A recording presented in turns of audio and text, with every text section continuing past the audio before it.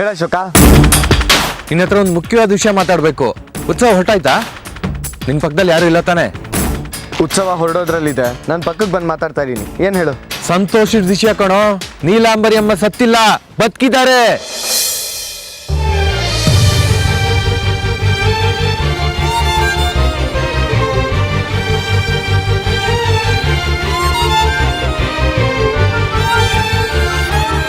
ಏನು ಏನು ಹೇಳ್ತಾ ಇದೀಯ ಅಶೋಕ? ನಿಜವಾಗ್ಲೂ? ಹ್ಞೂ ಕಣೋ, ಬದುಕಿದ್ದಾರೆ. ಏನು ಹೇಳ್ತಾ ಇದೆಯೋ? ಓ ಸುಮ್ಮನೆ ಏನೇನೋ ಹೇಳ್ಬೇಡ ನೀನು. ಅದೆಲ್ಲ ಡೀಟೇಲ್ಸ್ ಗೊತ್ತಿಲ್ಲ. ಇನ್ನೊಂದು ಸಂತೋಷದ ವಿಷಯ ಏನು ಅಂದ್ರೆ, ನೀಲಾಂಬರಿ ಅಮ್ಮ ಊರ್ ಕಡೆನೆ ಬರ್ತಾ ಇದ್ದಾರೆ.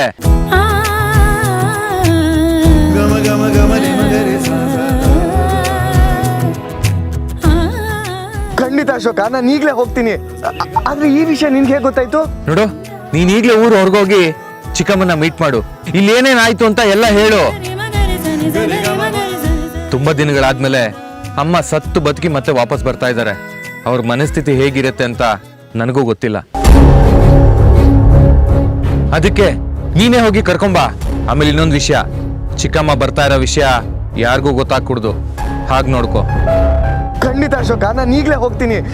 ಆದ್ರೆ ಈ ವಿಷಯ ನಿನ್ಗೆ ಹೇಗೆ ಗೊತ್ತಾಯ್ತು? ಆ ಡ್ರೈವರ್ ಸುಂದ್ರ ಚಿಕ್ಕಮ್ಮನ ಕಣ್ಣಾರೆ ಕಂಡು ಫೋನ್ ಮಾಡಿ ಹೇಳ್ದ. ಅದಕ್ಕೆ ನನ್ಗೆ ಈ ವಿಷಯ ಗೊತ್ತಾಗಿದ್ದು. ಸರಿ ಅಶೋಕ, ನಾನು ಈಗಲೇ ಹೋಗಿ ಅಮ್ಮನ ಕರ್ಕೊಂಡ್ ಬರ್ತೀನಿ. ಆಮೇಲೆ ಇನ್ನೊಂದು ವಿಷಯ, ಚಿಕ್ಕಮ್ಮ ಬರ್ತಾ ಇರೋದು ಮಾಯಿಂಗ್ ಹೇಳಕ್ ಹೋಗ್ಬೇಡ. ಅಲ್ಲಿ ಬೆಳ್ಳಿನ ಮುಗ್ಸೋದಕ್ಕೆ ಮಾಯ ದೊಡ್ಡ ಬಲನೆ ಬೀಸಿದ್ದಾಳೆ. ಅದ್ರಲ್ಲಿ ಬೆಳ್ಳಿ ಸಿಗಾಕೊಂಡು ವಿಲ್ಲ ವಿಲ್ಲ ವಿಲ್ಲ ಅಂತ ಒದ್ದಾಡಿ ಸಾಯ್ತಾಳೆ. ಇದ್ ನಡಿಬೇಕು ಅಂದ್ರೆ ಮಾಯ ಅಲ್ಲೇ ಇರ್ಬೇಕು. ನೀಲಾಂಬರಿ ಅಮ್ಮ ಬರ್ತಿದ್ದಾರೆ ಅಂತ ಗೊತ್ತಾದ್ರೆ ಅವಳೆಲ್ಲದನ್ನು ಬಿಟ್ಟು ಹೊರಟ್ಬಿಡ್ತಾಳೆ. ಸರಿ ಅಶೋಕ, ನಾನು ಯಾರಿಗೂ ಹೇಳಲ್ಲ. ನಾನು ಈಗಲೇ ಹೊರಡ್ತೀನಿ. ನೀಲಾಂಬರಿ ಅಮ್ಮ ಬಂದಾಯ್ತು, ಇನ್ಮೇಲೆ ನಮ್ಮ ಆಟನೇ ಶುರು.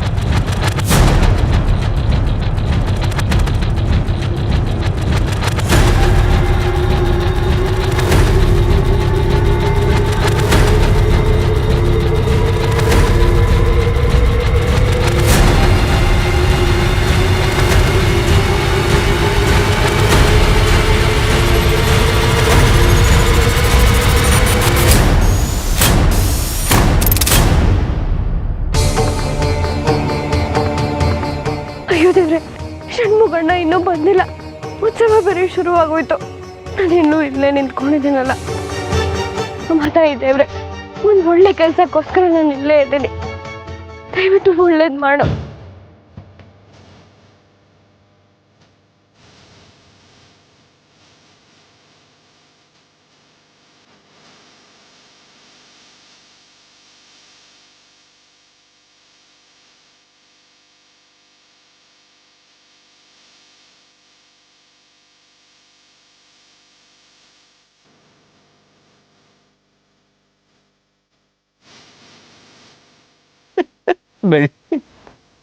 ನನಗೆ ಕ್ಷಮಿಸ್ಬಿಡವ. ನಿನ್ನ ಮುತ್ತು ಮದುವೆ ಮಾಡಬೇಕು ಅಂತ ತುಂಬಾ ಆಸೆಯಿಂದ ಇದ್ದೆ. ಇದಕ್ಕೆ ಮಾತು ಕೊಟ್ಟೆ. ನೀನು ನನ್ನ ಅಮ್ಮ ಕಾಯ್ತಾ ಇರ್ತೀಯ ಬೆಳ್ಳಿ. ಅಣ್ಣ ಬರ್ತಾನೆ, ಅಣ್ಣ ಬರ್ತಾನೆ.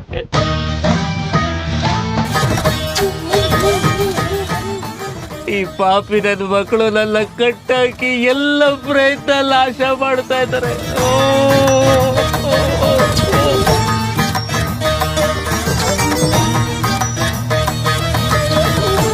ಅಮ್ಮ ತಾಯಿ, ಷಣ್ಮುಗಣ್ಣ ಎಲ್ಲೇದ್ರೂ ಸಿಗೋ ಹಾಗೆ ಮಾಡು. ಅಯ್ಯೋ, ಈ ಪಾಪಿ ಅಶೋಕಂಗೆ ನೀಲಾಂಬರಿ ಅಮ್ಮ ಬರ್ತಾರ ವಿಷಯ ಬೇರೆ ಗೊತ್ತಾಗಿದೆ. ಈ ಮದುವೆನ ಹಾಳು ಮಾಡಕ್ಕೂ ಪ್ರಯತ್ನ ಮಾಡ್ತಾನೆ. ನನ್ನ ಕ್ಷಮಿಸ್ಬಿಡಮ್ಮ. ನೀನು ಒಳ್ಳೆ ಬಿಟ್ಟು ನಾ ಇಲ್ಲಿ ಸಿಗಾಕೊಂಡ್ಬಿಟ್ಟಿದ್ದೀನಿ.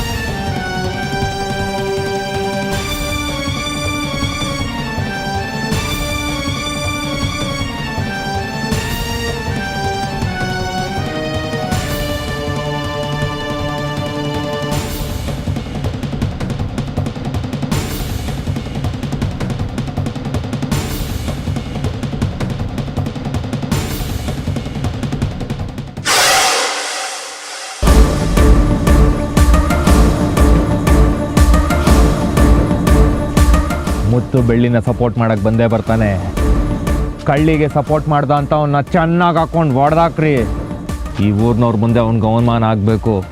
ಅದೇ ಊರಿನವ್ರ ಮುಂದೆ ನನಗೆ ಎಷ್ಟು ಸರಿ ಹೊಡೆದು ಅವಮಾನ ಮಾಡಿದ್ದಾನೆ, ಅವನಿಗೂ ಅದೇ ಊರ ಜನರ ಮುಂದೆ ಅವಮಾನ ಆಗೋದನ್ನು ನಾನು ನೋಡಬೇಕು. ಆಯ್ತಣ್ಣ, ನೀವು ಅಂದ್ಕೊಂಡಿದ್ದ ಕೆಲಸ ನಡೆಯುತ್ತೆ. ಡೈನಮಿಕ್ ಬಾಂಬ್ನ ಇಡೋಕ್ಕಾಗಿಲ್ಲ ಅಂತ ನಮ್ಮ ಹುಡುಗರು ಕಾತ್ರದಿಂದ ಕಾಯ್ತಾ ಇದ್ದಾರೆ. ಚಾನ್ಸ್ ಸಿಕ್ಕಿದ್ರೆ ಉಡಾಯಿಸ್ಬಿಡ್ತಾರೆ. ಆಮೇಲೆ ಇನ್ನೊಂದು ವಿಷಯ, ಬೆಳ್ಳಿನ ಇದೇ ಊರಿ ಸ್ಟೇಷನಲ್ಲಿ ಏನಾದರೂ ಇಟ್ಟರೆ ಮುತ್ತು ಜಾಮೀನು ಕೊಟ್ಟು ಬಿಡಿಸ್ಕೊಂಬಂದ್ಬಿಡ್ತಾನೆ. ಇನ್ಸ್ಪೆಕ್ಟರ್ ಹತ್ರ ಮಾತಾಡಿ ಯಾವುದಾದ್ರೂ ಸಿಟಿಲಿರೋ ಸ್ಟೇಷನಲ್ಲಿ ಇಡಿಸ್ಬೇಕು. ಮುತ್ತು ಊರಲ್ದಿ ಬೆಳ್ಳಿ ಸಿಗಲಿಲ್ಲ ಅಂತ ಹುಚ್ಚ ಆಗಬೇಕು.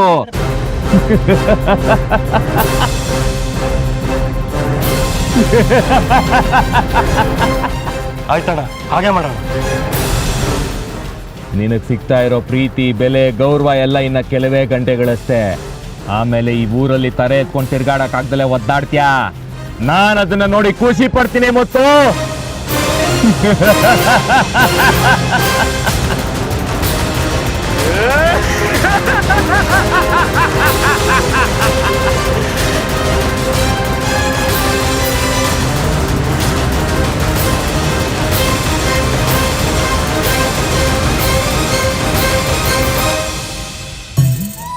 ಸ್ವಲ್ಪ ಬೇಗ ಹೊರಡಪ್ಪ. ಊರ್ ಹತ್ರ ಬರ್ತಿದ್ದಾಗೆ ನನ್ನ ಮಕ್ಕಳನ್ನ ನೋಡೋಕೆ ಆತರ ಹೆಚ್ಚಾಗಿದೆ. ಒಂದೇ ಒಂದು ಗಳಿಗೆನೂ ಅವ್ರನ್ನ ಬಿಟ್ಟಿರಕ್ ಆಗ್ತಾ ಇಲ್ಲ. ಸ್ವಲ್ಪ ಬೇಗ ಹೊರಡಪ್ಪ.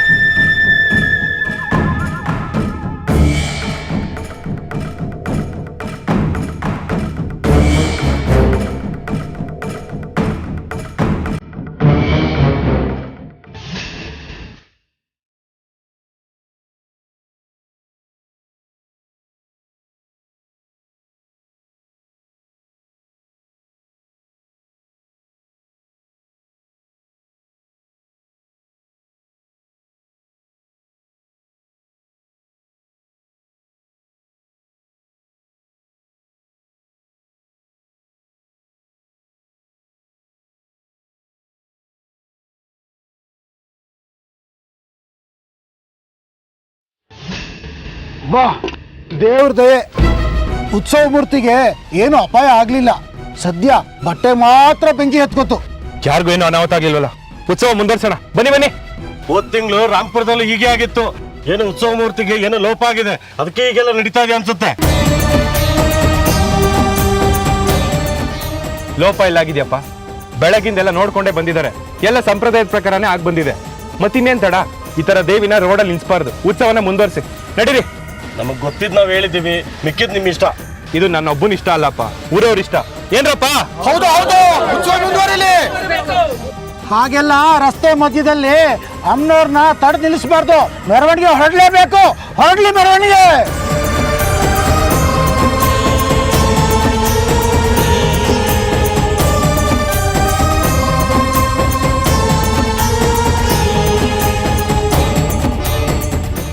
ಏನಾಯ್ತು ಅಶೋಕ? ನಾವು ಅನ್ಕೊಂಡಂಗೆ ಪ್ಲಾನ್ ಎಲ್ಲ ಶುರುವಾಗಿದೆ. ಇನ್ನ ದಾರಿಲಿ ಅಡ್ಡಿ ಆತಂಕ ಎಲ್ಲ ಬರ್ತಾನೆ ಇರುತ್ತೆ. ನೋಡೋಣ ಮುತ್ತು ಏನ್ ಮಾಡ್ತಾನೆ, ಏನ್ ಹೇಳ್ತಾನೆ ಅಂತ. ಏನ್ ಹೇಳ್ತಾರೆ ಮಣ್ಣು? ಇಲ್ಲಿ ಏನ್ ನಡೀತಿದೆ ಅಂತ ಗೊತ್ತಾಗದೆ ಒದ್ದಾಡ್ತಿರ್ತಾರೆ. ಆಮೇಲೆ ನಮ್ಮ ಆಟ ಶುರು.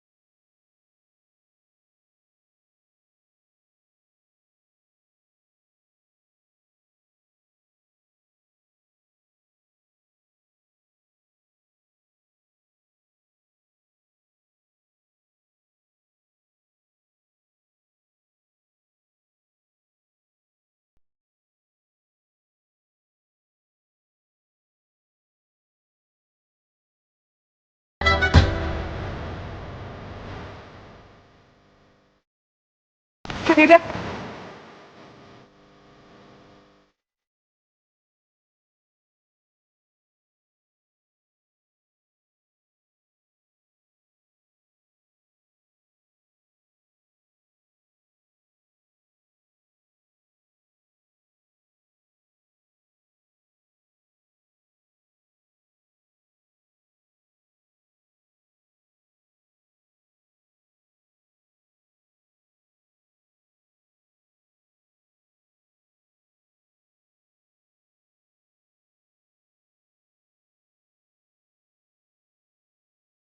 ಹೇಗಿದ್ಯಮ್ಮ? ಇಷ್ಟು ದಿನ ಎಲ್ಲಿ ಹೋಗಿದ್ದೆ? ನಮ್ಮನ್ನೆಲ್ಲ ಅನಾಥರು ಮಾಡಿ ನಿನ್ಗೆ ಹೋಗ್ಬೇಕು ಅಂತಾದ್ರೂ ಹೇಗನ್ನಿಸ್ತು? ನಿನ್ನ ನೆನೆಸ್ಕೊಂಡು ಎಷ್ಟು ಒದ್ದಾಡಿದ್ದೀನಿ ಗೊತ್ತಾ? ನೀನು ಹೋಗೇ ಬಿಟ್ಟಿದ್ಯಾ ಅಂತ ಎಲ್ಲರೂ ಅನ್ಕೊಂಡಿದ್ರು. ನೀನು ಬದುಕಿದ್ಯಾ ಅಂತ ಒಂದೇ ಒಂದು ಮಾತು ಹೇಳಿದ್ರೆ ನೀನು ಎಲ್ಲಿದ್ಯೋ ಅಲ್ಲಿಗೆ ಬಂದು ನೀನು ಮನೆ ಕರ್ಕೊಂಡ್ಬರ್ತಿದ್ದೆ. ನೀನು ಜೀವಂತವಾಗಿದೆ ಅಂತ ಗೊತ್ತಾದ್ರೆ ಎಲ್ಲರೂ ಎಷ್ಟು ಖುಷಿ ಪಡ್ತಾರೆ ಗೊತ್ತಾ? ನೀನ್ ಸಂತೋಷ ನೋಡಿದ್ರೇನೆ ನನಗೆ ಅರ್ಥ ಆಗತ್ತೆ. ನಾನು ಸತ್ತು ಬದುಕಿದ್ದೀನಿ ಭೈರ. ನಾನು ಎಲ್ಲ ಮರ್ತು ಹೋಗಿದ್ದೆ. ಒಂದು ಆಶ್ರಮದವರು ನನಗೆ ಆರೈಕೆ ಮಾಡಿ ನನಗೆಲ್ಲ ವಾಪಸ್ ನೆನಪು ಬರೋ ಹಾಗೆ ಮಾಡಿದ್ರು. ನಾನು ಸಂಪೂರ್ಣವಾಗಿ ಗುಣ ಆಗೋವರೆಗೂ ಯಾರಿಗೂ ಗೊತ್ತಾಗಬಾರ್ದು ಅಂತ ನಾನು ಆಶ್ರಮದಲ್ಲಿರೋ ವಿಚಾರನ ಯಾರಿಗೂ ತಿಳಿಸ್ಲಿಲ್ಲ. ಇವತ್ತು ಆ ಕಾಲ ಕೂಡ ಬಂತು. ನನ್ನ ಮಕ್ಕಳೆಲ್ಲ ಹೇಗಿದ್ದೀರಪ್ಪ? ದೇವಸ್ಥಾನದಲ್ಲಿ ಉತ್ಸವ ನಡೀತಾ ಇದೆ, ಎಲ್ಲರೂ ಅಲ್ಲೇ ಇದ್ದಾರೆ. ಬಾಮ, ಅಲ್ಲಿ ಹೋದ್ರೆ ಎಲ್ಲರೂ ಸಿಗ್ತಾರೆ. ಒಂದು ನಿಮಿಷ ಬನ್ನಿ, ನನ್ನ ಮಗ ಬಂದಿದ್ದಾನೆ, ಬನ್ನಿ. ನಮಸ್ಕಾರ. ನಿಮ್ಮಿಂದ ತುಂಬ ದೊಡ್ಡ ಉಪಕಾರ ಆಯಿತು. ನನ್ನ ತಾಯಿನ ನಮಗೆ ವಾಪಸ್ ಕೊಟ್ಟು ತುಂಬ ಉಪಕಾರ ಮಾಡಿದ್ದೀರಾ. ಭೈರ, ಇವರಿಗೆ ತೋಟದ ಮನೆಯಲ್ಲಿರೋಕ್ಕೆ ವ್ಯವಸ್ಥೆ ಮಾಡು. ಸರಿ ಅಮ್ಮ. ನೋಡಿ, ಹೀಗೆ ಅರ್ಧ ಕಿಲೋಮೀಟ್ರ್ ಮುಂದೆ ಹೋದರೆ ಬಲ್ಗಡೆಗೆ ನಮ್ಮ ರೈಸ್ ಮಿಲ್ ಇದೆ. ನೀವು ಅಲ್ಲೇ ಇರಿ, ನಮ್ಮ ಹುಡುಗರು ಬಂದು ನಿಮ್ಮನ್ನು ಕರ್ಕೊಂಡು ಹೋಗ್ತಾರೆ. ಬಾಮ, ಹೋಗೋಣ. ಭೈರ, ಒಂದು ನಿಮಿಷ ಇರು. ನಾನು ಇಲ್ಲದೆ ಇರುವಾಗ ಮನೇಲಿ ಏನೆಲ್ಲ ನಡೀತು ಅಂತ ವಿವರವಾಗಿ ಹೇಳು ಭೈರ. ನೀನು ಇಲ್ಲದೆ ಇರಬೇಕಾದ್ರೆ ಒಂದು ದೊಡ್ಡ ರಾಮಾಯಣನೇ ನಡೆದೋಯ್ತಮ್ಮ.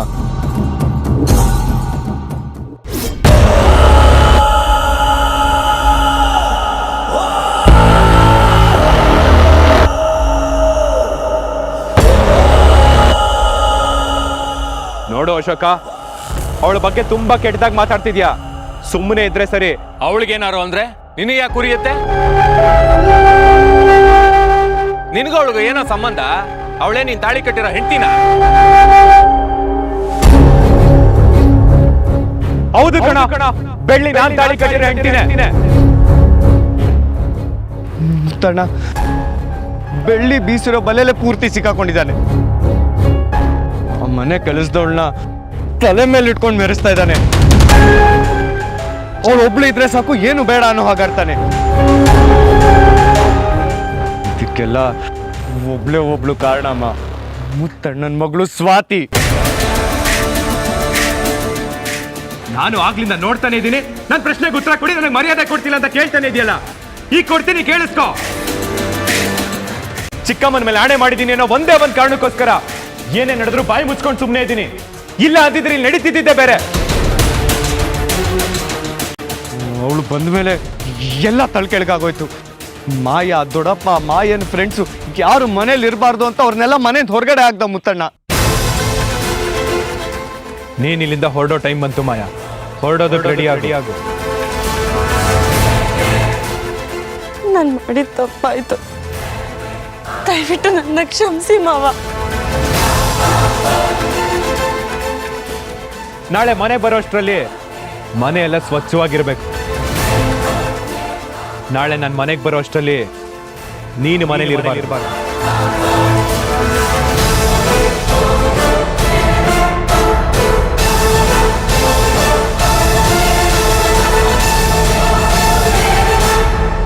ಇವತ್ತಂತೂ ಅಣ್ಣ ಹದ್ಮೀರ್ ನಡ್ಕೊಂಡಮ್ಮ.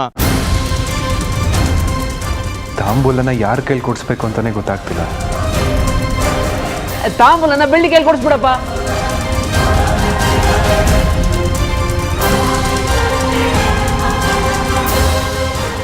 ದೇವಸ್ಥಾನದ ಉತ್ಸವ ಚಾಲನೆ ಮಾಡೋದಕ್ಕೆ ಬೆಳ್ಳಿನ ಮೊದಲ್ಗೀತಿ ಮಾಡಿ ಅವಳ ಕೈಲೇ ಪೂಜೆ ಮಾಡಿಸ್ದಮ್ಮ.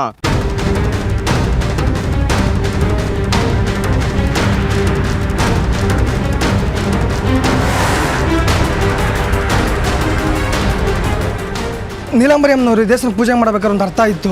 ಈ ಬೆಳ್ಳಿಯಾಗಿ ಪೂಜೆ ಮಾಡಬೇಕು, ಫಸ್ಟ್ ಆಫ್ ಆಲ್ ಅವಳು ಊರವಳೆ ಅಲ್ಲ. ಬೆಳ್ಳಿಗೆ ಪೂಜೆ ಮಾಡೋ ಅಧಿಕಾರ ಇದೆಯೋ ಇಲ್ವೋ ಅಂತ ನಿಮ್ಗೆಲ್ರಿಗೂ ಗೊತ್ತಾಗಬೇಕು ಅಷ್ಟೇ ತಾನೇ. ಬೆಳ್ಳಿಗೆ ಪೂಜೆ ಮಾಡೋ ಎಲ್ಲ ಅಧಿಕಾರನೂ ಇದೆ, ಯಾಕಂದ್ರೆ ಬೆಳ್ಳಿ ನನ್ನ ಮದುವೆ ಆಗ್ತಿರೋ ಹೆಣ್ಣು.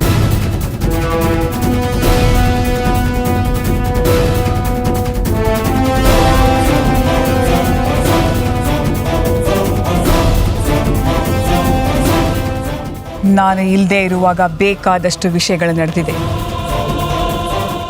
ಈಗ ಈ ನೀಲಾಂಬರಿ ಬಂದಿದ್ದಾಳಲ್ಲ, ಎಲ್ಲ ನಾನು ನೋಡ್ಕೋತೀನಿ. ಭೈರ, ನಡಿ ದೇವಸ್ಥಾನದ ಹತ್ರ ಹೋಗೋಣ.